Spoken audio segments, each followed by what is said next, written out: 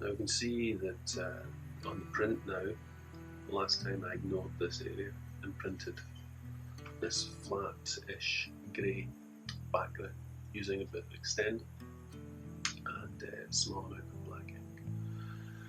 So this is going to be all text, and that's what I'll be carrying on this now. So I'll do one of two colours. So the first will be a mid-grey, and then we'll finish up with a black. So during this cut, I'll also be just ignoring this, because that'll be kept for the final dark colour that goes with the text as well. Still see we've still got the tabs and the registration system on. They obviously have to remain on throughout the whole print. If you were to lose some of these, then you're kind of snookered.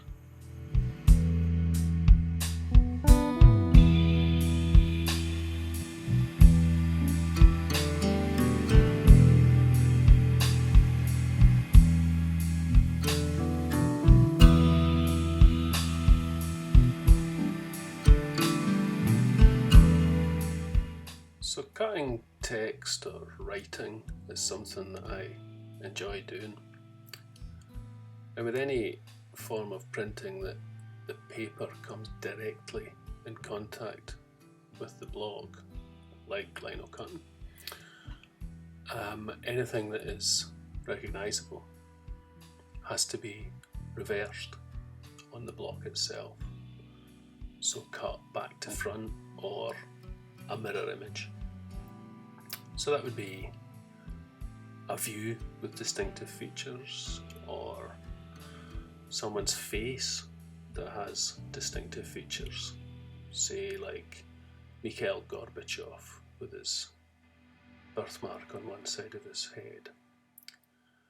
And the obvious one would be text or lettering that clearly needs to be back to front, otherwise it's going to be that way around on the paper.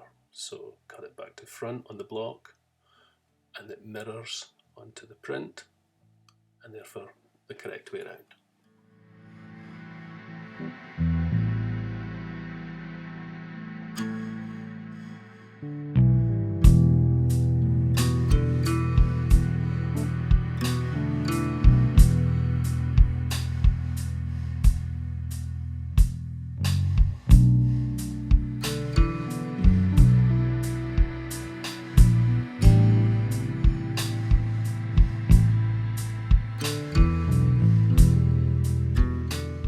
If you cut text frequently,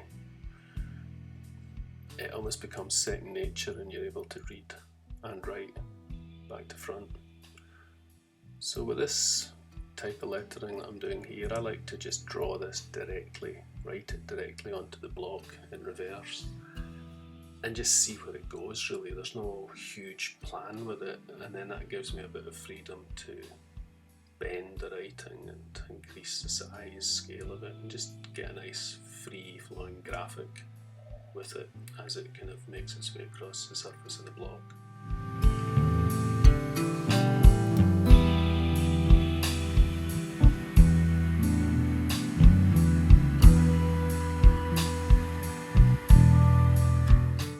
And remember, I'm only cutting away the first colour of the text here, so there'll be some that I'm holding back on. I'm cutting away what I want to remain light grey at the moment.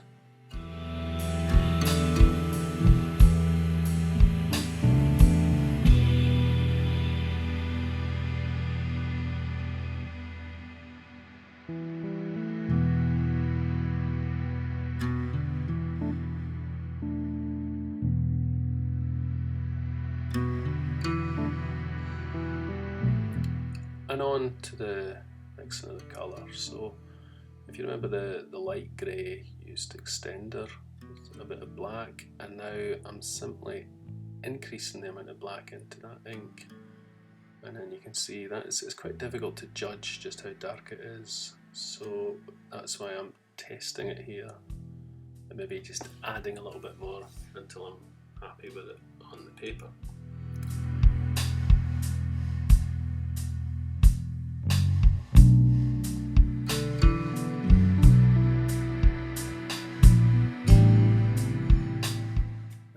remember there was a small image on the block.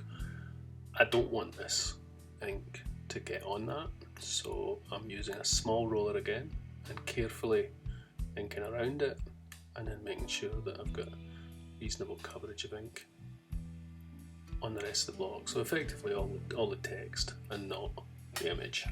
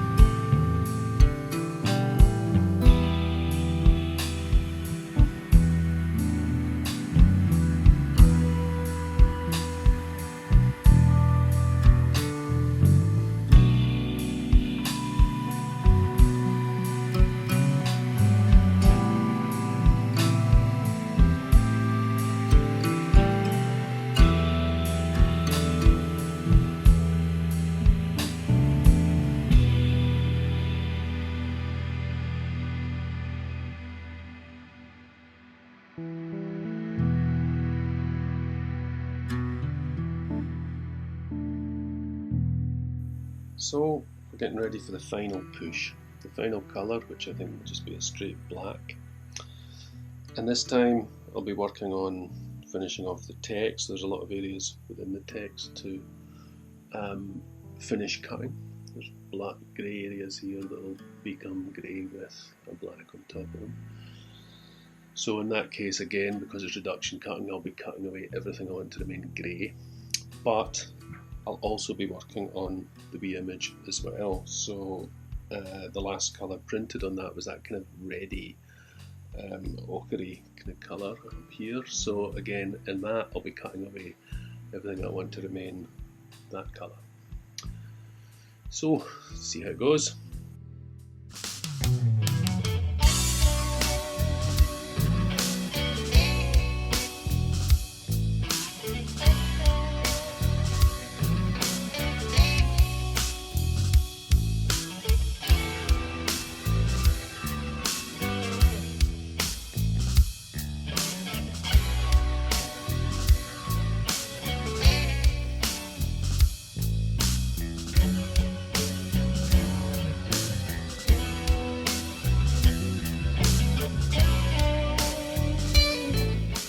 So with the previous cutting, the layout, if you like, of the text has really been established. So now I'm cutting away everything that I want to remain the mid-grey of that colour, and that's going to leave me with the final dark. So just that second bit of tone, if you like, of the first colour allows for a bit more design and graphic and elements of the text to be played about with and brought to the fore. This style of cutting is something that has kind of grown with me over the years, maybe dictated by the style that I've got or the medium itself, the cut in the block, and I think speed of doing it. I quite like to cut reasonably fast. So one line of this text I would be expected to do in less than 10 minutes.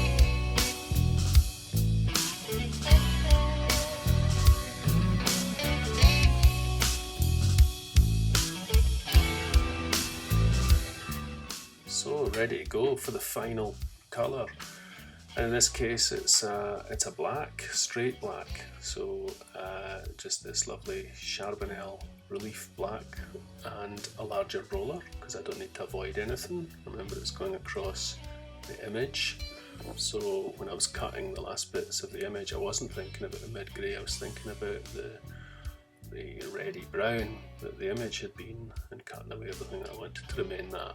But now the roller goes over the entire lino block, and it should pull it all together.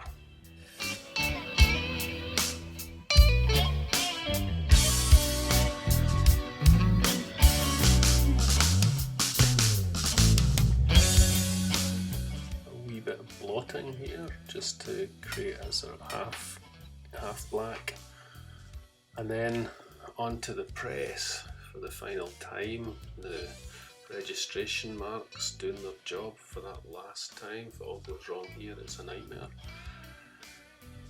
And through we go. Hold on to your seats.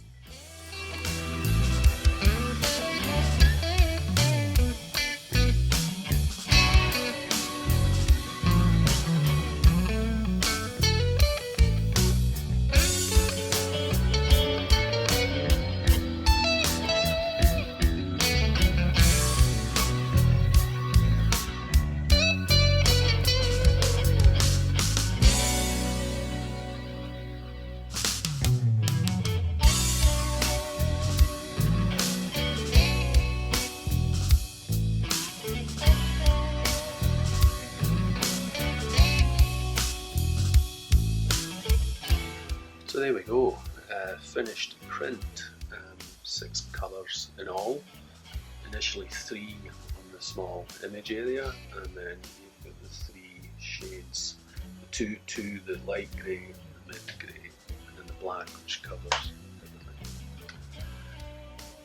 In terms of registration system, Terms button, I think pretty good really. You can see I've still got the tabs on the top here. I started off with 4 prints. I've got 4 prints, all pretty much smack on, so can't really complain from that point of view. I would say that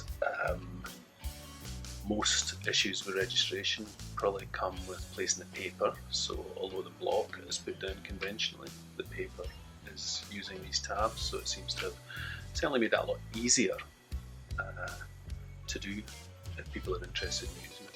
So it seems a decent enough system. I put it straight onto the press bed. I think I'd probably put it onto a piece of backing paper and run it through the backing board or whatever, run it through the press that way in future. Other than that, finished print, a letter, bringing back letter writing in the form of Linocut.